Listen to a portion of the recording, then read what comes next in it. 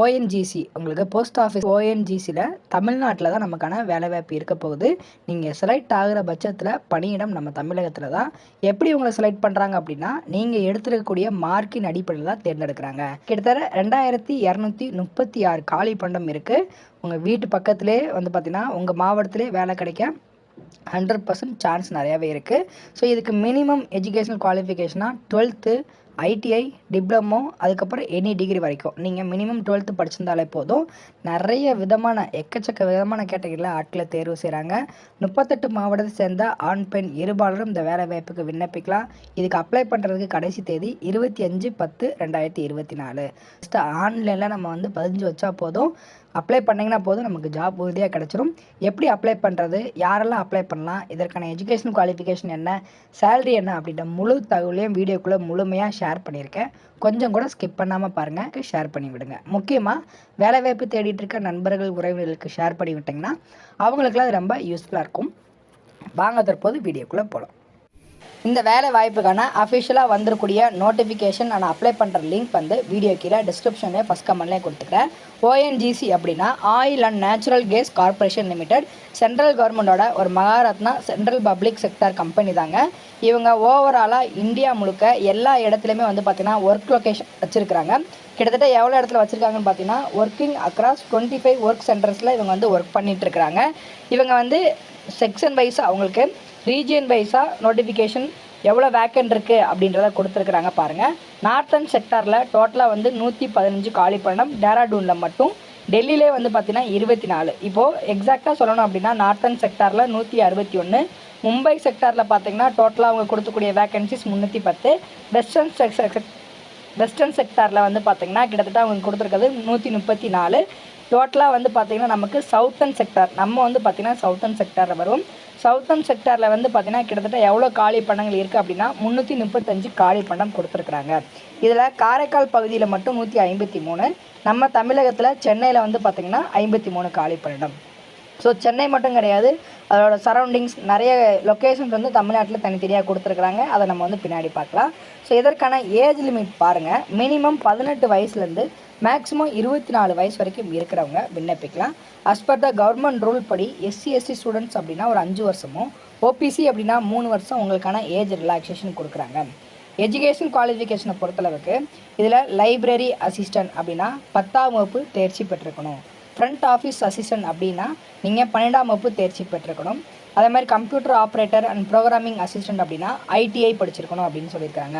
இதே டிராப்ஸ்மேன் விண்ணப்பிக்கிறீங்க அப்படின்னா ஐடிஐ இன் டிராப்ஸ்மேன், எலக்ட்ரீஷியன்னா ஐடிஐ இன் எலக்ட்ரீஷியன், எலக்ட்ரானிக்ஸ் மெக்கானிக்னா ஐடிஐ இன் எலக்ட்ரானிக்ஸ், இந்த மாதிரி நீங்கள் படிச்சிருக்கணும். ஸோ இதில் கிட்டத்தட்ட 1 இல்லை 2 இல்லைங்க, 40 விதமான பதவிக்கு உங்களை ஆட்களை தேர்வு செய்கிறாங்க. பெட்ரோலியம் எக்ஸிக்யூட்டிவ் பதவிக்கான எஜுகேஷன் குவாலிஃபிகேஷன் பண்ணுங்கள். Graduate with geology as a 1 சப்ஜெக்டாக நீங்கள் படிச்சிருக்கணும்னு சொல்லியிருக்கிறாங்க. இந்த எலக்ட்ரிக்கல் எக்ஸிக்யூட்டிவ் இதுக்கெலாம் டிப்ளமோ கேட்டகரி வரீங்க அப்படின்னா 3 இயர்ஸ் டிப்ளமோ படிச்சிருக்கணும். கிராஜுவேட்லேயே வந்து பார்த்தீங்கன்னா computer science, electrical, civil, electronics, instrumentation, mechanical, computer science எக்ஸிக்யூட்டிவ்னு சொல்லியிருக்காங்க. இவங்களாம் நீங்கள் டிகிரியில் இந்த இன்ஜினியரிங் முடிச்சிருக்கணும். அதே மாதிரி BE, BTech, BBA, any degree எல்லாமே கொடுத்துருக்குறாங்க. இப்போ லெபார்ட்டரி அசிஸ்டன்ட் வந்து பார்த்தீங்கன்னா நீங்கள் பிஎஸ்சி கெமிஸ்ட்ரி படிச்சிருந்தா விண்ணப்பிக்கலாம். அதே மாதிரி எக்ஸிக்யூட்டிவ் ஹெச்ஆருக்கு பிபிஏ டிகிரி படிச்சிருந்தீங்கன்னா விண்ணப்பிக்கலாம்.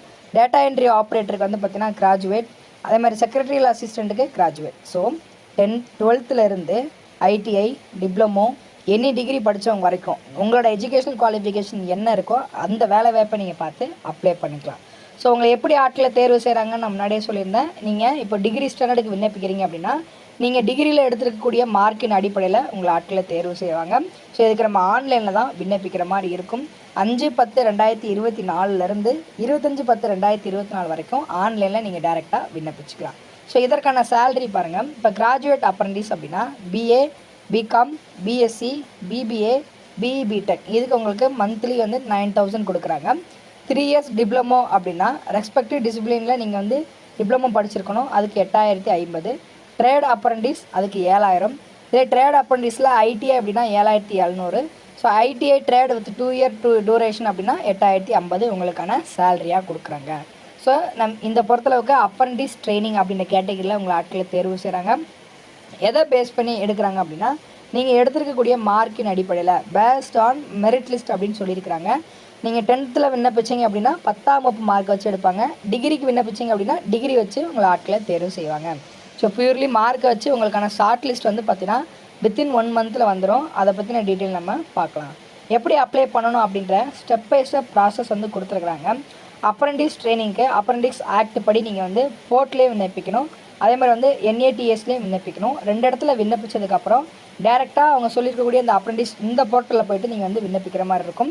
ஸ்டெப் பை ஸ்டெப் ப்ராசஸ் இவங்களே கொடுத்துருக்குறாங்க. இதை அப்ளை பண்ணுற லிங்க் வந்து வீடியோ கீழே நான் டிஸ்கிரிப்ஷனில் கொடுக்குறேன். அதில் நீங்கள் பண்ணிவிட்டு செக் பண்ணிக்கோங்க. செலெக்ஷன் அண்ட் ஜாயினிங்கை பொறுத்தளவுக்கு வந்து பார்த்திங்கன்னா 5/10/2024 நம்ம ஆன்லைனில் விண்ணப்பிக்கலாம்.